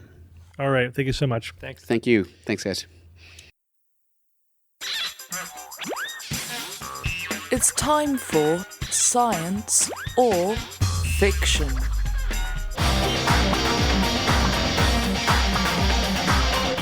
Each week, I come up with 3 science news items or facts, 2 real and 1 fictitious, and I challenge my panel of skeptics to tell me which one is the fake. I will survey the audience afterward, so no comments from the peanut gallery until everyone on the panel has had a chance to vote. The theme Buffalo. for this show is buffalo. But what kind of buffalo? A living buffalo. No, it's the city buffalo. Okay, so here is the first item. Item number 1. Hydroelectric power was first produced by nearby Niagara Falls in 1934 and has since been the source of greater than 80% of electrical power for Buffalo. Item number 2, Buffalo is home to America's largest celebration of Dingus Day, a Polish celebration in which people douse each other with water and hit each other with pussy willows. And item number 3, President Theodore Roosevelt was inaugurated in 1901 in Buffalo, New York, and continues to be the youngest president at inauguration. I'm going to start all the way over here at George. You get to go first. Oh, my goodness. The thing about the hydroelectric power that bothered me a little bit was first produced in Niagara Falls. That feels weird for me because I think it might have been produced somewhere else before Niagara Falls. No, that doesn't mean that's what that means. Oh, that doesn't mean that means that it was first produced in Niagara Falls in 1934. Not that it was the first ever. Oh, okay. Just well, that's when Niagara Falls first produced. Okay, so I'm screwed. Now, the second one with the Polish celebration in which people douse each other with water and hit each other with pussy willows. Now, there is a thing that Ukrainians do at Easter where we hit each other with pussy willows. But yeah, oh really? And you say a little poem. You say, Bashka Bia... Stop that. Stop that. You say, run, Christians. Bashka Bia Yanabu Vesali Świat. And it's a whole thing. It's like, I'm not hitting you, the pussy willow's hitting you. Happy Easter. It's a weird culture. It's a weird culture. I know we have great food. They Fine. couldn't come up with anything more fun than that. Man, what are you going to do? But the word dingus is very, very troublesome to me because that doesn't feel very Polish. So President Theodore Roosevelt, I was inaugurated. I'm going to say the pussy willows is the fiction. All right, Jay. Yeah, this is the first time I'm hearing about any kind of hydroelectric anything at Niagara Falls. What? I'm just kidding. Anyway. It's all just for show. This is, so the word dingus, that is exactly the kind of word I would expect Steve to make up. But this is where I get caught, George. I know. Believe me, I know. It's like... Because it sounds like other words that are just not right. You know what I mean? I think the third one about President Roosevelt is science. That's fact. So it's between the first one and the second one. And I think, just for fun, I'm going to say that you made up that word. Dingus Day is... Dingus Day is not true. All right, Kara. Save us, Kara. Save us. What if the Roosevelt one is fiction because he knows that everybody associates Roosevelt with Buffalo? What if, have there been any younger? I kind of want to say that one's science, too. I feel like there's more chance for the hydroelectric power one to be wrong. Like, it could have been a different date. It could also be a different percentage. It could be that a lot of that power is actually, shipped out and also shared, right, with Toronto, maybe. I don't know. Dingus Day is ridiculous, which is why it's probably science. Because, yeah, it doesn't sound Polish, but we love to just take things and make them, like, American. So it might have started as something that did sound Polish. Yeah. Pussy willows are those ones that are they're like the long stick with the little white fuzzy. Yeah. A little Q-tip at the end. Yeah. I want that one to be science, so I don't care. I feel like I can afford to lose here, so I'm gonna go. Yes, I'm gonna split from the guys and say it's the hydroelectric power one. Okay, There's something Bob. wrong about it. Yeah, it's between Dingus Day and hydroelectric power. Dingus Day does ring a bell in my mind, but the other stuff, I don't know about any of that.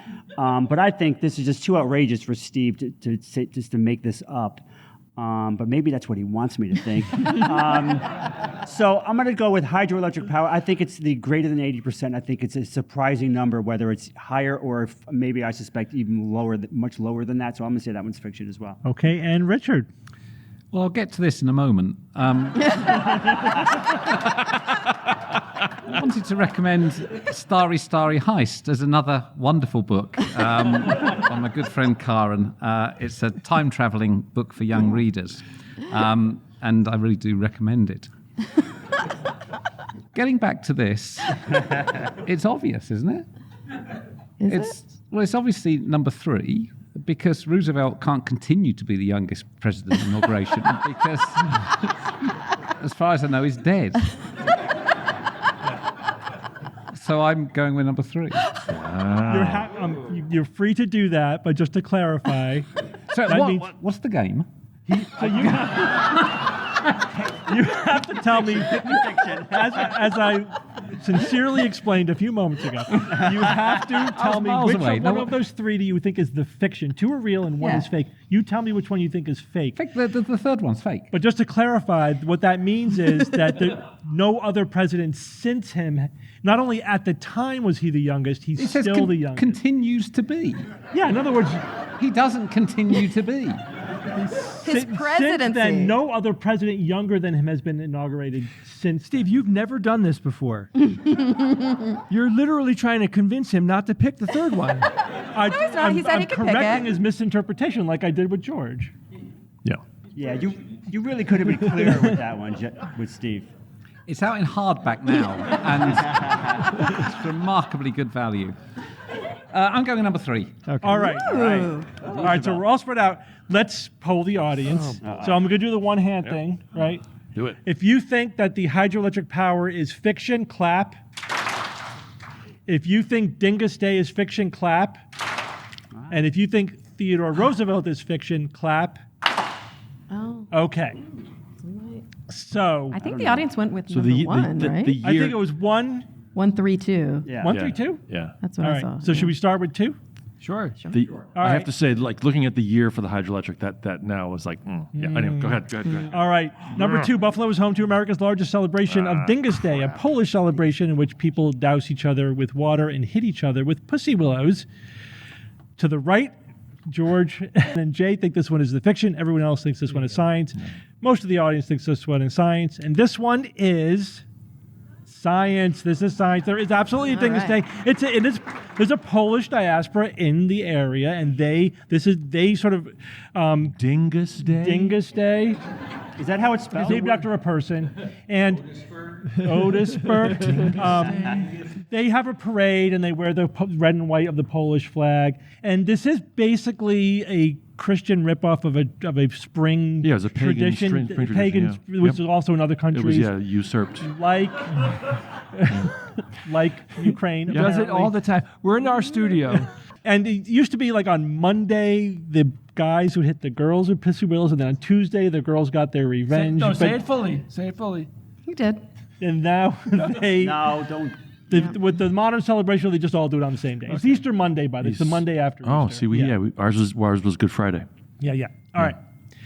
So let's go back to number 1. Hydroelectric power was first produced by nearby Niagara Falls in 1934 and has since been the source of greater than 80% of electrical power in Buffalo. Kara and Bob think this one is the fiction. Everyone else thinks this one is science. I think the majority of the audience think this one is fiction. And this one is... Say it. the fiction. This is the fiction. Now, there are 2 things that make this fiction. Yeah, the date. Is it what Kara said? Is it the 80% in the date? It's 34 though. There's it's only too 2 late. facts on there, and they're both wrong. It's So, like yeah. 1910 or something. It was 1784. Yeah, I'm sorry, 1884. 1884. Okay. 1884. Yeah. Yeah, 1934 And- seems late. Yeah. Tell George stop talking. It was in 1884, and so initially they had it was like a demonstration plant. It was just a DC plant, which means they can only transmit the power like a couple of miles. And then Nikola Tesla came around and said AC power can help you generate transmit this power over many, many miles. Now, the 80% figure is it's not real because, as Kara correctly said, most of the power just goes to the grid, right? The estimates vary from like 30 to 50% in terms of how much of that power is ending up in Buffalo, but no one really knows because it's kind of hard to parse where all the juice is going. But having said that, Niagara Falls produces way more than enough power to fully power Buffalo. In fact, it generates enough power to power like 100,000 homes, like a tremendous amount of energy. Yeah. All right, and Canada actually produces even more than we do from the Niagara River. Because it's metric. Yeah, do you know why, by the way? Yeah. Why is there so much water flowing over Niagara Falls? Because it falls from the sky. Yeah, but so the answer is in what's feeding the Niagara River, which Mountain is runoff. 4 of the 5 Great Lakes feed into the Niagara River. That's why. Yeah, but the real question is then where are they getting their water? That's from the rain and stuff. Okay. That was our science or fiction several weeks ago. Yeah. Okay. If you remember. Yeah. So, which means that number 3, President Theodore Roosevelt was inaugurated in 1901 in Buffalo, New York, and continues to be the youngest president at inauguration. Is science? Sorry, Richard. Richard, what was that book again? Starry, Starry Heist, and it really is a great read. I don't really like this game. Why was Theodore Roosevelt inaugurated in Buffalo and not in Washington, D.C.? They moved the capital, didn't they? No. Was it a fire happened? It was because of Dingus Day. He wanted. Oh. It's because let the panel. Nobody can hear you on the podcast, so I have to let the panel answer. It's because he became president. He was the vice president to McKinley. McKinley was shot dead, and he was in Buffalo, and it was an emergency inauguration. Right. What was he doing in Buffalo? Well, he is Just from hanging. here. Yeah. So, and he was and it was the youngest president to be inaugurated at the time, and continues to be. Who was number 2? Kennedy. Yes, Kennedy was. He was older than him when he was inaugurated, though. Richard, it's always a pleasure to have you on this show. What's up next for Richard Wiseman? Oh my goodness, lots. I have no idea. We're publishing papers on metascience. I'm doing the Seance show, taking that around. I'm doing an art exhibition, which I'm very excited. It's a paranormal, I can't say too much about it, based art exhibition. And I'm giving lots and lots of talks at other Skeptics and magic events. So I'm very, very excited. And I'm delighted to be here. And I'm delighted to be back on the show. I don't know how many I've done. Each time it is a delight. And I specialize in the psychology of lying. But actually, we appreciate your answer, but you are incorrect, because the next thing you're going to do is make a cameo at the extravaganza tonight. Oh my goodness. That's right. Yes. Well, thank you all for joining me this week. Thanks, Steve. Thank you all for joining us. And until next week, this is your Skeptic's Guide to the Universe.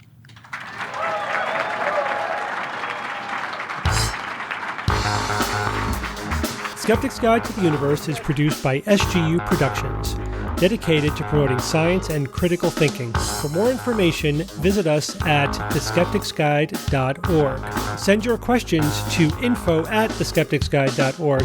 And if you would like to support the show and all the work that we do, go to patreon.com/skepticsguide and consider becoming a patron and becoming part of the SGU community. Our listeners and supporters are what make SGU possible.